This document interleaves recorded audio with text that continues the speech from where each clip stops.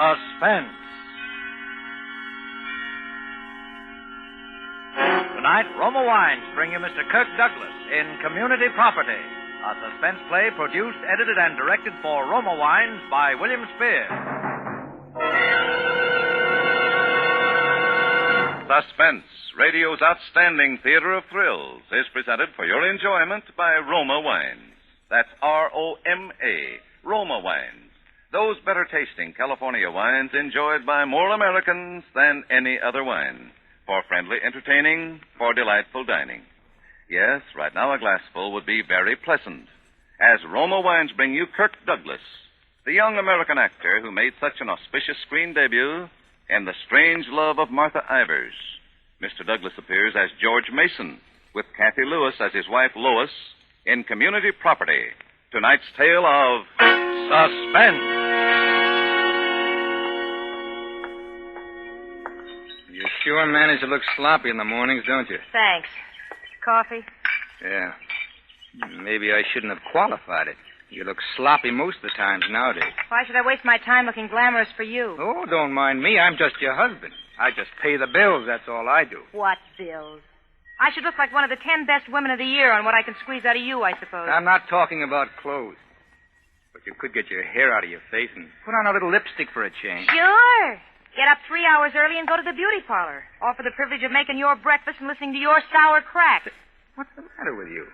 Didn't you sleep well? What do you care? I thought maybe you'd been lying awake nights again, wondering how you're going to spend your share of Uncle Bert's $50,000. I'd never lie awake nights wondering how to spend any money that you ever got your hands on first. Well, you got something there. I've got better use for that money than letting it go into freak hats and imitation furs. Well, then stop harping about it. I don't care about the money. I don't want to see the money. I don't want to hear about the money. What you call this, coffee? That's what it says on the can. Yeah, you could even make stuff out of a can taste rotten. Look, if you don't like it, go get your breakfast at Schwab's drugstore. It's no pleasure for me. Well, I would if I could afford it. You know, you're not kidding me any, Lois. Kidding you? I stopped even trying to communicate with you. And that doesn't prevent you trying to make my life as miserable as possible, though, does it? Your life. What kind of a life do you think I've had this past year? I can't even remember the last time I had a civil conversation with you. And if for anything else, I'm nothing more than a housekeeper around here, a housekeeper that doesn't get paid. Yeah, it's tough. Sometimes I wonder how you stand it. So do I. But I know why, all right. Oh, you know everything. I told you you weren't kidding me any. As long as you think I'm going to get that inheritance from Uncle Bert, you'll stick to me like a leech, won't you? I told you I don't care about the money, and I don't want to hear about the money.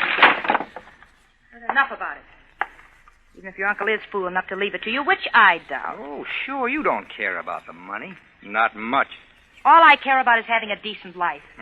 I've about come to the conclusion it's impossible for you to be decent to anybody. Well, if it's as bad as all that, why don't you get a divorce? Well, maybe I should. Maybe it's what time we talk divorce, George. Maybe it's just high time. Well, what's stopping you? Sometimes I wonder. Well, I don't.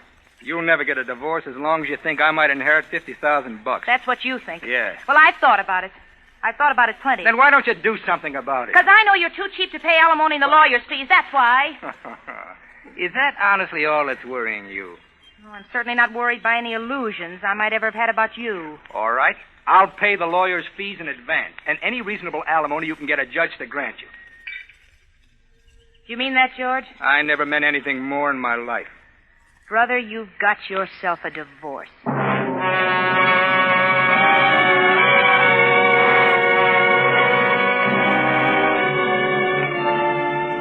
I tried to register shock and righteous indignation, but I could hardly keep my face straight.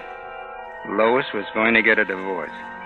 I'd been working on it for a year, ever since I'd realized that Uncle Bert was going to die and I was going to inherit his estate. Ever since I'd realized that under the community property laws of California, Lois would get half of it. Half of $50,000, I figured. Maybe even more. $50,000. I wasn't going to share that with Lois or anybody else. For a year, I'd been nagging her and insulting her and even knocking her around a little, but it was no use. She just turned sullen and took it. And so I'd just about given up thinking about divorce. I'd begun to think about something else for Lois. I'd begun to think about murder.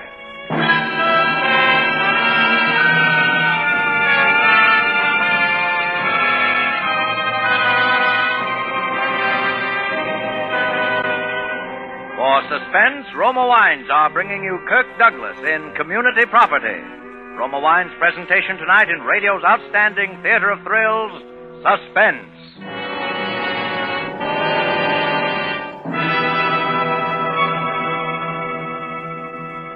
Between the acts of Suspense, this is Truman Bradley for Roma Wines. To enrich your quiet evenings at home, to add warmth to your welcome when friends drop in, serve Roma wine. Yes, your family and friends will appreciate and enjoy the important difference in Roma. The extra goodness in fuller bouquet, richer body, and better taste. That better taste of Roma wine begins with California's choicest grapes. Then, with ancient skill and America's finest wine-making resources, Roma master vintners guide this grape treasure unhurriedly to tempting taste perfection. These choice wines are placed with mellow Roma wines of years before. And from these reserves, the world's greatest reserves of fine wines, Roma later selects for your pleasure. So, for everyday enjoyment or gracious hospitality, serve Roma California Sherry, Port, or Muscatel. You'll find all Roma wines delightful, moderate, inexpensive, and always better tasting. That's why more Americans enjoy Roma than any other wine. And now, Roma Wines bring back to our Hollywood soundstage Kirk Douglas as George Mason and Kathy Lewis as his wife Lois in Community Property, a tale well calculated to keep you in suspense.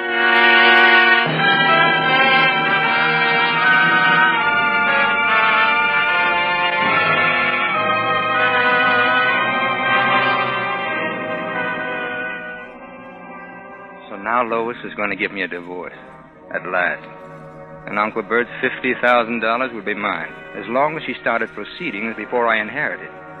And knowing Lois, I figure now that she'd finally decided.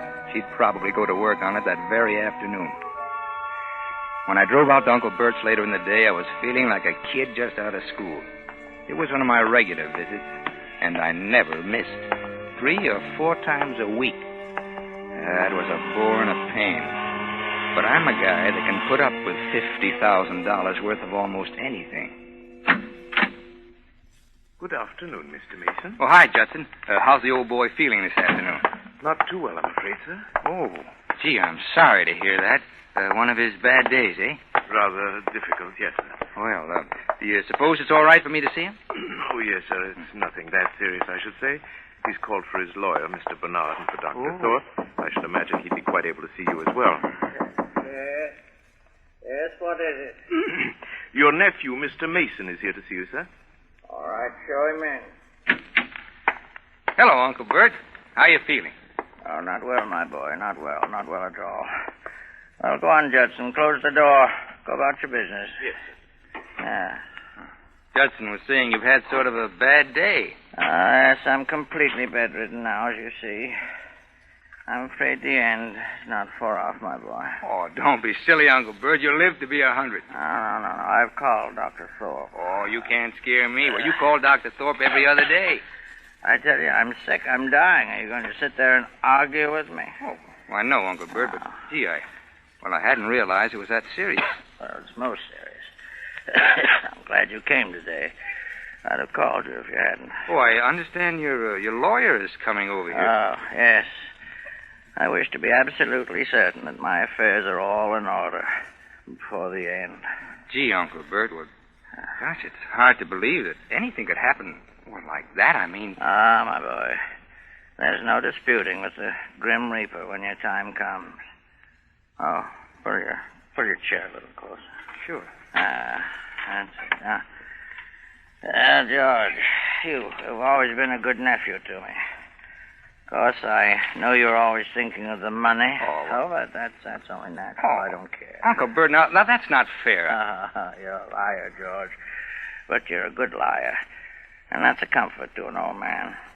Of course, I don't know what you're like in daily life. I've been ill so long. Just average, I guess. Well, I wouldn't think so. Now, I imagine you're mean and greedy and thoroughly dishonest when it's safe to be, as I was. It runs in the family. It's only natural, too. You make me sound like a pretty bad guy, Uncle Bert.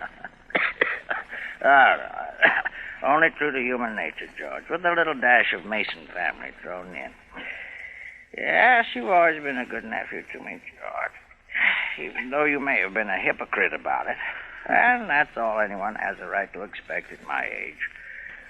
You won't have any reason to regret it. Well, I wish you wouldn't talk that way, Uncle Bert. What way? Well, about the money and things like that. Don't you want to hear about it? Well, have I ever asked you about it? No, you haven't, George. You've been very clever about that. But you may as well know now.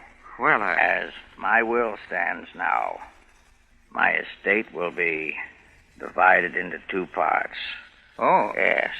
One half of my estate will go as an endowment to my old school, Weymouth College. Half? Yes, half. Oh, is that? Come in. Well, hello, Mr. Mason. How are we today? Old man's handing out bad news today. Now, in your case, I'm afraid you're about to lose a steady source of income, Doctor. Oh? Meaning? Meaning me. Yes, I'm afraid you're going to have to find some other victim to pay your office rent very soon now. Oh. Well. Yeah, you know my nephew, of course, don't you? Sure. Hi, Doc. Hello, George. Oh, by the way, George, here's a prescription your wife asked me to write out for her. You might have it filled on your way home if you have time. Sure, thanks. Yes, bad news all around. Now, George here, I've just informed him that I'm leaving half my money to my old school. He looks mighty disappointed, doesn't he? Oh, now, Uncle Bert, it's your money. Why should I be sore? Now, the post, please, Mr. Mason. Yeah. Thank you. Of course, I haven't told him all of it yet. You want to hear the rest, George? Well, whatever you say, Uncle Bert. Really, Mr. Mason, you shouldn't be talking too much. Your condition's not as good today as it might be. Oh, I know that. But as I was saying... Sure.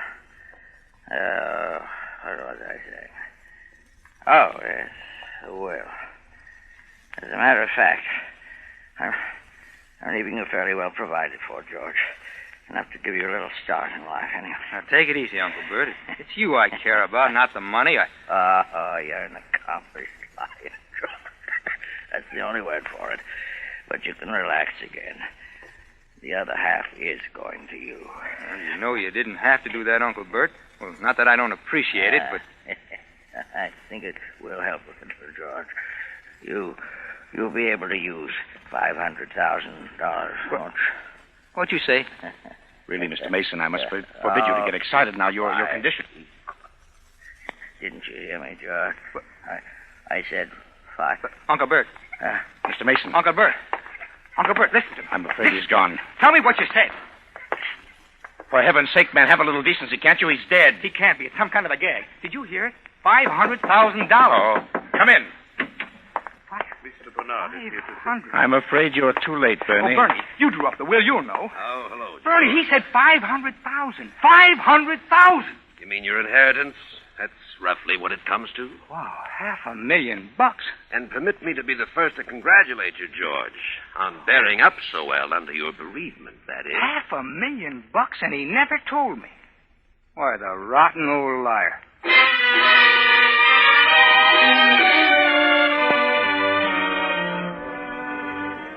I left the house in a daze. I got in my car and started driving, just driving around. I don't know where I drove to. I just drove, and I must have spent that $500,000 500,000 different ways. But I wasn't in such a fog that I didn't do a little real thinking, too, about Lois. Because now if she got her divorce, she'd nick me for half that money anyway. And I wasn't having any of that. Not after what I'd been through. So it would have to be the other way. So I'd have to talk her out of the divorce, or it looked too much like a motive. First, I wanted to be absolutely sure of everything. I spotted a corner drugstore. It was late for this time, but I had Bernie's home number, so it didn't matter. Then, on the way past the drug counter, I remembered the prescription Doc Thorpe had given me. I think I had the idea right then. Yes, sir?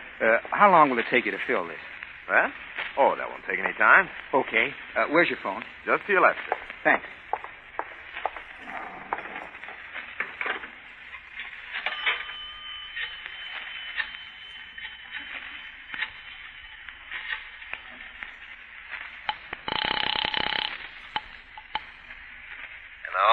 Bernie? Yeah. George Mason. Why, hello, George. I'm afraid you can't have the money tonight, old boy, but come in first thing tomorrow. Great kidder, aren't you? Listen, Bernie, I wanted to ask you something. Anything you ask will be charged against you from now on, George. Now, seriously, though, I met a friend of mine today, a Texas oil man, but he married out here, and, well, he's having a little trouble with his wife. Send him around. I'll give him a discount. Well, maybe I'll do that, but all he wants now is free advice. You see, he's worried about this community property law.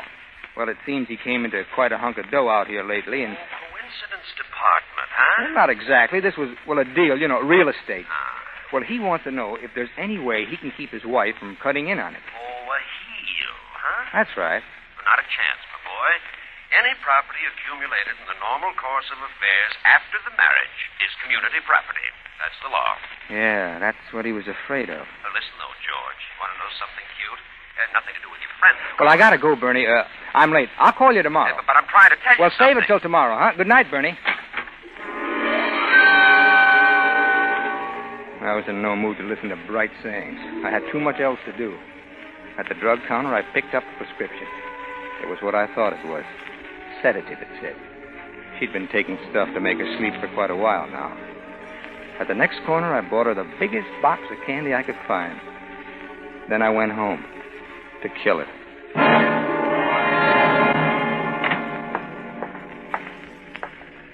Lois? That's you, George? Yeah. You going to bed? Yes. You're late. Yeah, Well, I'll tell you about it. You don't need to. It's nothing unusual. I know it isn't, Lois, and, well, that's what I want to talk to you about. Oh, here's something I picked up for you. What's this for?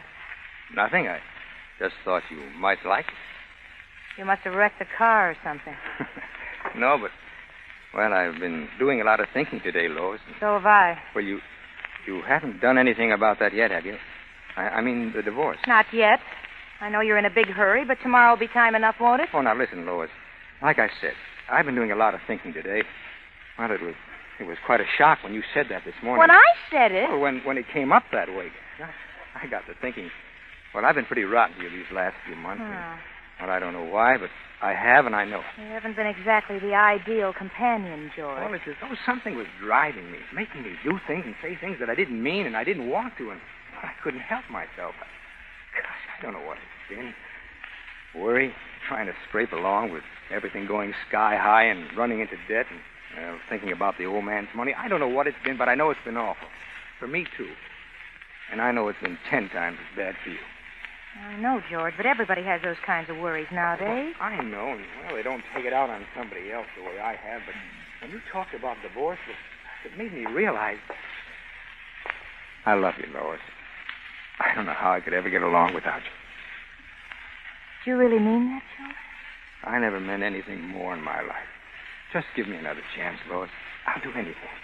I'll go to a psychiatrist or something. I know it's been my fault, but I can change. If you'll help me, I can change overnight. It'll be the way it used to be, huh? Oh, George. Oh, now, darling, I know I've been a terrible heel. I knew it wasn't really you. It hasn't been all your fault either. Yeah.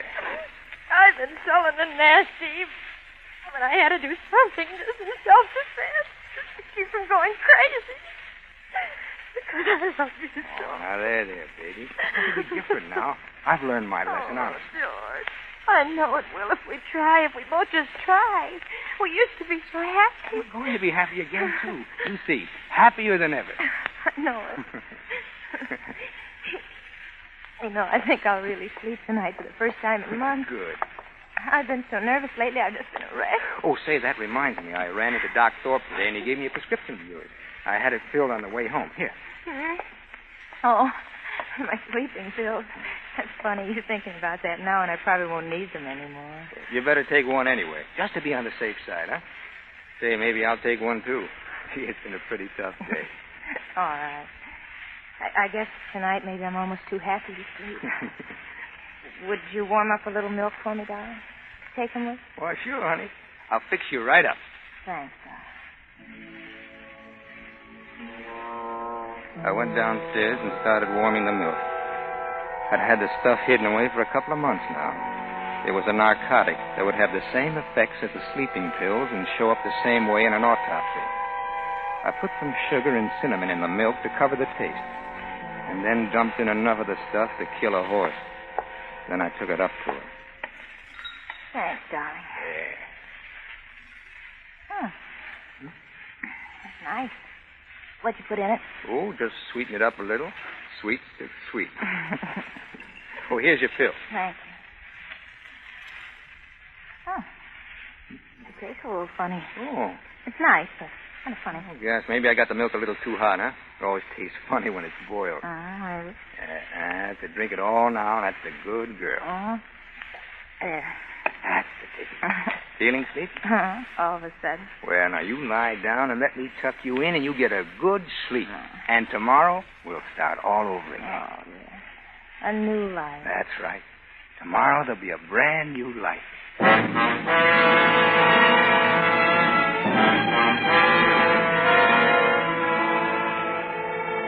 I took the glass downstairs and washed it out thoroughly and brought it back again half empty.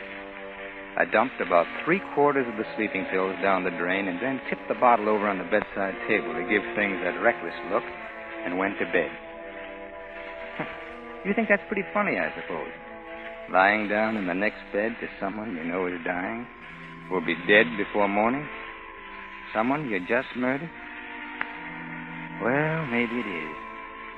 But all I was thinking of was that $500,000 and spending it over and over another million different ways as I went off to sleep, and believe it or not, I slept like a baby.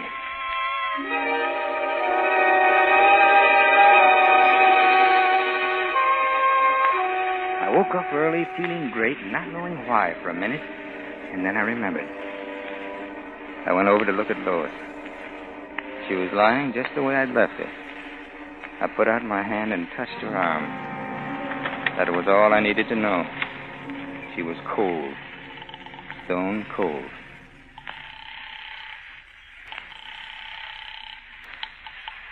Dr. Thorpe's office. Give me the doctor. Quick, quick. Calling, please. What's the George Mason, hurry, please. Hello, George. Oh, Doc, listen, you got to come right over here. Something's happened, something terrible. What is it, George? Lois, those pills you gave her. She's taken almost all of them. I can't get her to move. Now, wait a minute, George. Wait a minute.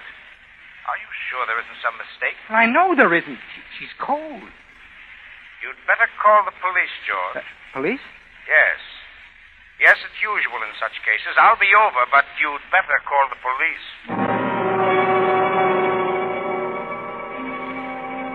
In about half an hour, they arrived. 2 plainclothes dicks and a man from the coroner's office. He and one of the dicks went in to look at Lois, and the other one stayed outside talking to me. I know it's a trying time for you, Mr. Mason. I can't understand it. I can't understand it. Had you and your wife had any quarrels? No, well, we had our little spat, but nothing more than any other married couple. Well, nothing to make her do a thing like that. Has she been taking these sedatives long? Well, the last few months. I don't know exactly why. Well, she's been nervous and upset. You know, she wasn't getting any younger, of course. But she took them on advice of a physician. She was under a physician's care, I suppose. Oh, yes, Dr. Alexander Thorpe. Well, he saw her regularly. But he never told me there was anything mental. Mm-hmm. Oh, how about it, Doc? Narcotic poisoning. Pretty clear. If that bottle was full, when she went to work on it, she took enough to kill her, all right. Well, I got it filled for her only last night. Well, I guess that's about all, Mr. Mason. I'm Dr. Thorpe, the family physician. Oh, hello, John. Hello, Alex. You know Lieutenant Farley? How do you do, Lieutenant? Hello, Doc. Hello, George. You want to see the, I take it Mrs. Mason is dead? narcotic poisoning. Your prescription, wasn't it, Alex? Yes. Yes, so it was, but I'm afraid there's some discrepancy here. Discrepancy? Yes.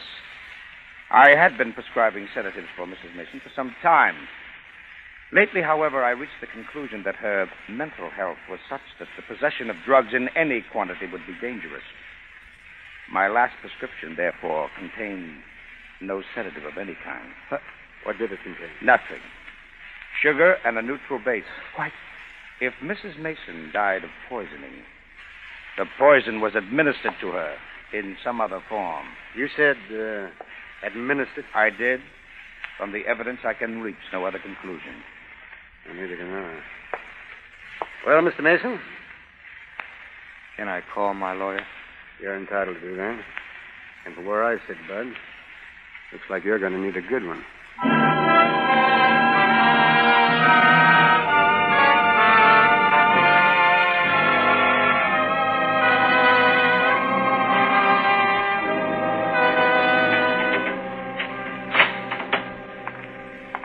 Well, let that be a lesson to you, George.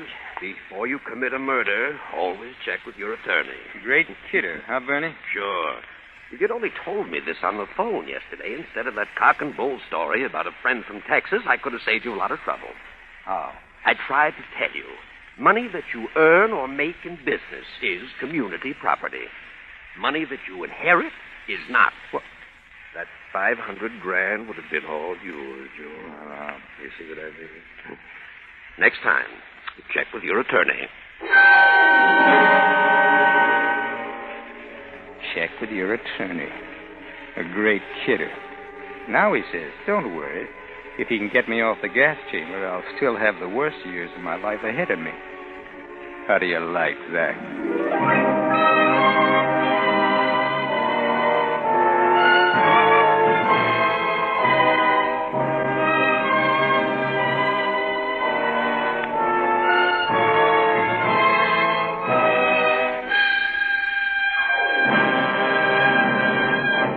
Suspense. Presented by Roma Wines, R-O-M-A, Roma, America's favorite wine. This is Truman Bradley, bringing back for the curtain call our suspense star of the evening, Kirk Douglas. Kirk, you know, millions of our suspense listeners will remember you as Barbara Stanwyck's husband in The Strange Love of Martha Ivers. Well, seeing you play the part of a weak, neurotic man, they'd never guess you were a wrestling champion in college. Well, Truman, you know, the difference isn't as great as you might think. No? You see, college wrestling was my first acting experience. See, that's where I learned to portray suffering. Well, since you were undefeated champion, Kirk, I imagine most of the suffering was done by your opponent. But you must have some other hobby besides wrestling, Kirk. After all, you can't be throwing your guests around the living room all the time, you know. Well, my wife claims my favorite hobby is eating. I do have an awful sweet tooth. You know, when it comes to eating cake, I'm worse than a 10-year-old at a birthday party. Say, speaking of birthday parties, Kirk, reminds me that your host of the evening, Roma Wines, has a gift for you. This hamper of Roma Wines with the compliments of Roma, the greatest name in wine. Well, thank you, Truman, and my compliments to Roma. And for that sweet tooth of yours, Kirk, let me suggest this. After dinner tomorrow, or with dessert, enjoy the tempting taste luxury of Roma California Port. Yes, brilliant, ruby red Roma Port, with its rich, full body and mellow, natural sweetness, is the ideal finishing touch to a fine dinner. And when friends drop in, add warmth to their welcome with Roma Port. You'll find Roma Port delightful with your favorite fruits or nuts, too. Truman, I'll remember that. And remember, Kirk, that in all Roma wines you enjoy an important difference. An extra goodness and fuller bouquet, richer body and better taste. Yes, Roma wines taste better because Roma selects better tasting wines from the world's greatest reserves. That's why more Americans enjoy Roma than any other wine. I can't think of a better recommendation. Thank you, and good night. Kirk Douglas appeared through the courtesy of Hal Wallace Productions and can soon be seen in the RKO picture Out of the Past. Tonight's suspense play was written by Robert Richards from a story by Howard Leeds and Arthur Julian. Next Thursday, same time, you will hear Mr. Lloyd Nolan as star of Suspense. Produced and directed by William Spear for the Roma Wine Company of Fresno, California. This is CBS, the Columbia Broadcasting System.